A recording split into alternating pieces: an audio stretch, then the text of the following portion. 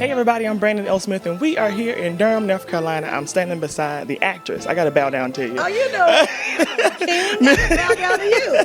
Miss Brely Evans, how are you? I am amazing, and I'm super excited to be here for the Business of Entertainment Conference. What can we look forward to?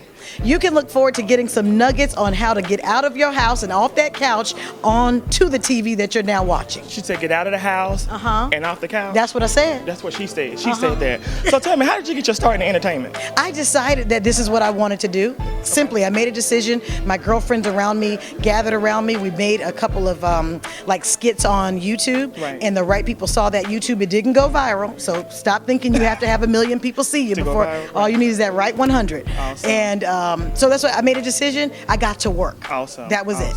Well, one of my favorite movies that I saw was The Man. Oh, in 3D. In 3D. You saw that? You played that. Let me tell you, that's one of my favorite. It was a thriller, and you know, quite often curvy girls don't get to be the main character. But you did it. I can't, but I was so just thankful that I got an opportunity to play that role. Right. I love it. So tell me, how did it feel working with the late, great Whitney Houston?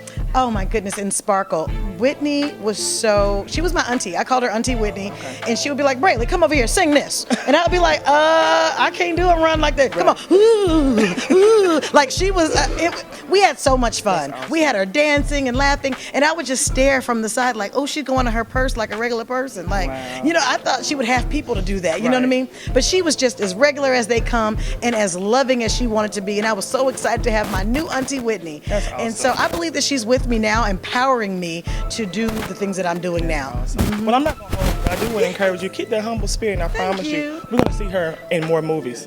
Try it live. Speak that thing. What's up, everybody? I am standing beside Mr. Tyler Lepley. You know him as Benny off the Haves and Have-Nots. How are you? What's going on, man? Not much. How are you? I'm doing well. How does it feel to be in Durham? Man, first time down here. It's feeling lovely, though. Are you excited? Yeah, I am, man. Can't wait to provide some insight today. What are some things that we can look forward to at the panel discussion today? To figure out how to take the first step, you know what I mean? This is one of those, areas where it's difficult to try to figure out like a tangible step to take, you know what I mean? So it's going to be good to provide some information and some insight about that process, you know? Okay. How did you get your first step?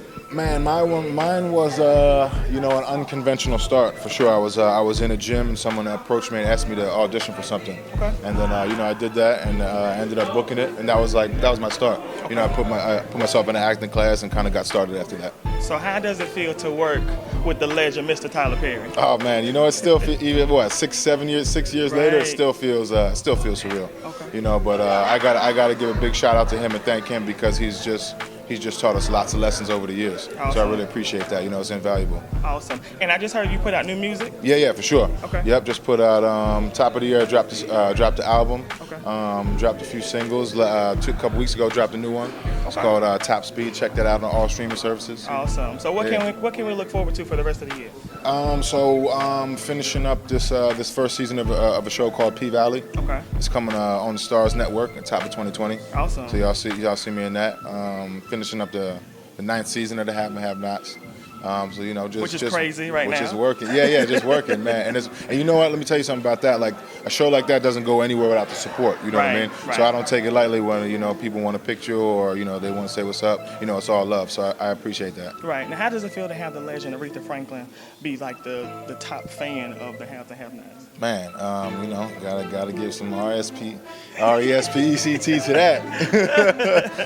Man, that's great. Like that's it was and rest in peace to the legend. You know, it was great to hear that she enjoyed the work so much. Right. Well, you heard it from him, Mr. Tyler Lepley. Stay tuned. Try it live. What's up? I'm standing beside Eltony Williams. You know him as the crazy guy on Loving You Was Wrong, Mr. Randall. How are you? I'm doing well, brother. How about yourself? I'm doing well. Listen, tell me a little bit. How'd you get started in entertainment? I always wanted to be an actor or singer or something like that growing up in high school and everything. So went to school for it, got my degree in acting, headed out to LA, just started auditioning, started doing the whole thing, and little by little booking shows, and got to meet Tyler through an audition, and he booked me as Crazy Randall. How does it feel to work with the legend, Tyler Perry? Man. Tyler's great. Like you said, he is a legend. Right. Started his own empire, And he's just someone who has a clear vision for what he wants, and he knows who he wants to play those roles. And we get to have a collaborative effort, so it's really, really cool. Okay. Now, playing this crazy guy on TV, does people approach you on the outside and be like, dude, you crazy? Do you get any crazy people? 100%, 100%. That literally happened yesterday at the airport. Really? Yeah, I rolled up and I was just like, it's early in the morning. I have my bag with me, and all of a sudden I just hear, "You're crazy! He's crazy!" yelled throughout the airport. Everyone turns around, looks at me. She's pointing, and they're like, "Oh, no, not really, not really." And it's fun though. It's all good fun. Yeah, so what can we look forward to for the rest of this year? Oh yeah, well, just this last part of this season of If Loving You Is Wrong will be coming out, I think in the fall, if I'm not mistaken. I see. I'm nervous because you already crazy. You're probably it always it builds on top. It builds on top of it. Yeah. Gotcha. And I just shot a Designated Survivor with the 3rd season that's out on Netflix right now. Awesome. So did that. It's good roles in that, and a few other things coming up. All right. Man. Well, you heard it from himself, the guy from If Loving You Is Wrong, Mr. Randall. Stay tuned. Try It Live. Hey, what's up, everybody? Try It Live. I am standing beside. Look what it is. It's Wyatt. Hey, how's it going? I got Aaron O'Connell. How are you today? Good. How are you? I'm doing well. How does it feel to be in Durham? Love it. This is actually my first time here, and it is beautiful. First thing I noticed when I flew in was how green it was. Right. I mean, all the trees. I mean, we don't have that in LA. We got a lot of concrete. So coming out here, breath of fresh air. Yeah. So tell me, how did you get your start in entertainment? Well, I started doing commercials. I started doing a lot of commercials, and I wasn't really sure what the filming industry was like. So I was doing some commercials. I decided I'm going to sign up and be an extra on a movie called Public Enemies in Chicago. Okay. And I worked with Michael Mann on that film, and was using the restroom, washing my hands. He looks at me and he goes, "Hey, are you an extra?" I said, "Yeah, I'm an extra." He said, "I tell you what, come with me real quick." So I follow him. I ended up doing a scene with Johnny Depp, Marion Cotillard. Wow.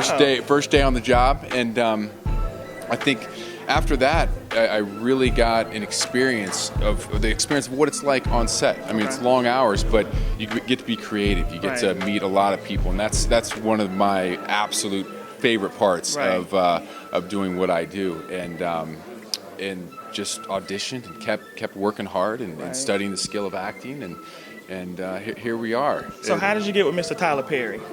He actually saw me on a commercial, and he called me up, and he said, first of all, I didn't even think it was him. I thought it was a prank call because Tyler Perry just didn't call people. Right. Called me up, and he said, "Hey, is this Aaron?" I said, "Yeah, it's Aaron." And he goes, "I got a question for you. Would you be interested in auditioning for a show called The Haves and Have-Nots that I'm doing on the Oprah Winfrey Network? First drama. I'd love to have you audition for it." I said, "Is this Tyler?